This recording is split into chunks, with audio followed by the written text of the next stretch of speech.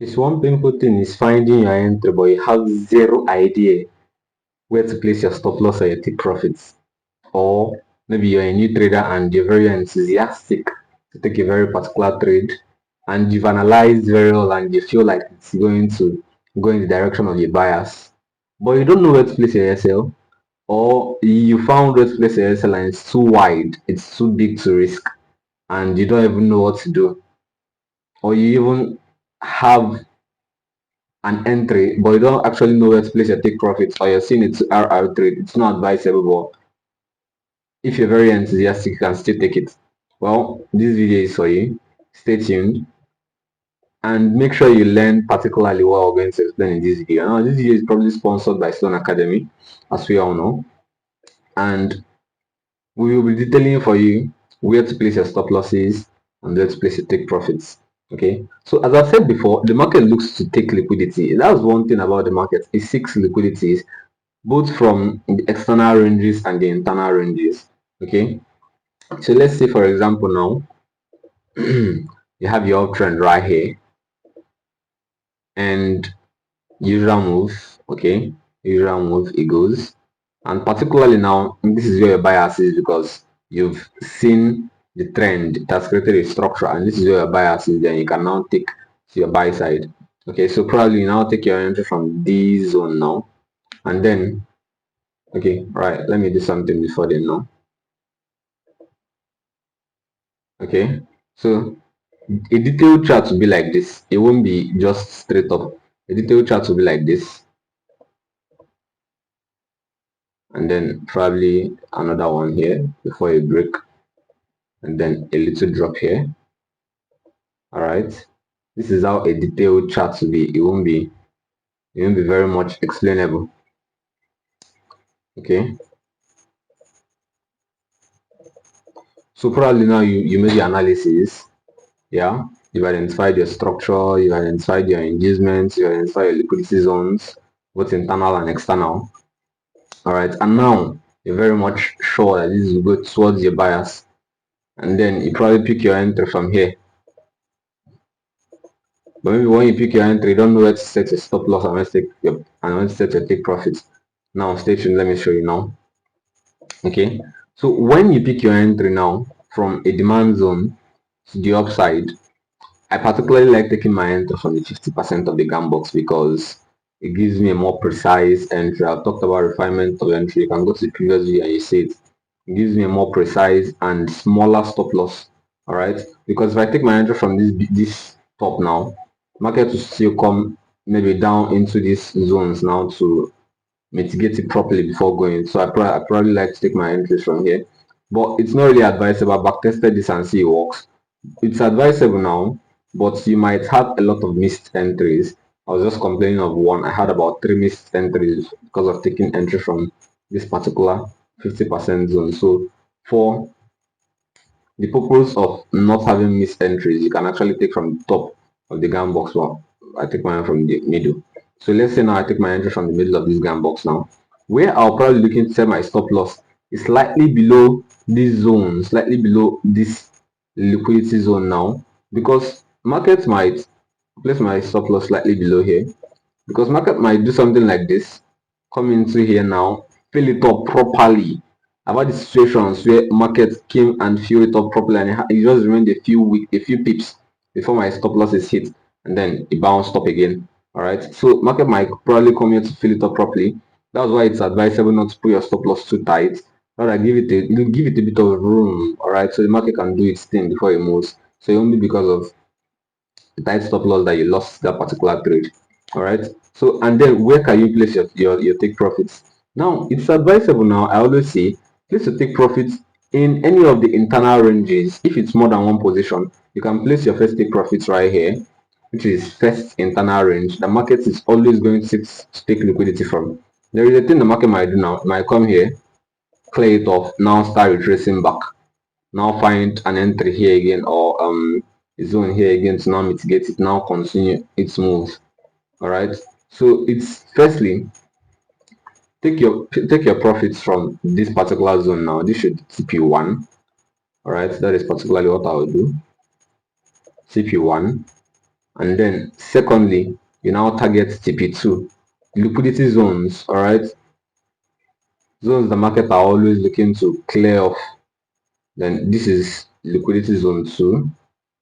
And then finally your external range liquidity, which is here. Overall structure, this is your external range liquidity, which is the third. Now, the reason why I advise this is because watch this now. There are conditions where the markets will come and then they'll just fill in the first and second liquidity right here. And next thing is they won't get to here and the market just starts reversing. Alright, and before you now wait for it to fill again, you might not really catch a very good move. Okay, so that's what I would advise anybody that is setting take profits.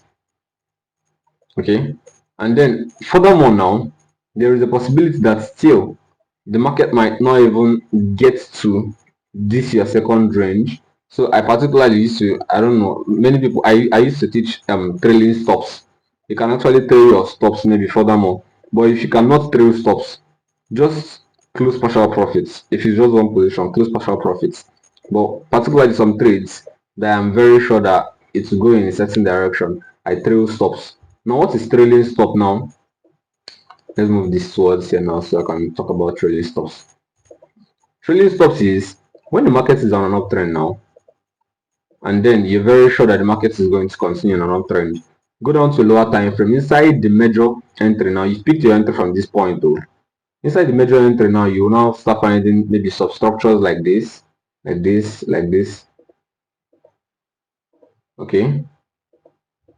You now start finding some structures like that. But then your overall entry was this zone, and then your TP was here, external range liquidity. Right? But then market has already moved, that started moving. Okay, so what I'll now be doing is trailing my stops now. I'll wait for an internal range, that is this range now, an internal range break of structure. Once the structure forms an internal range and then a low was left, I'll now adjust my stop loss to that low. Okay, I entered here now. All right, what am I doing? Why am I putting another one?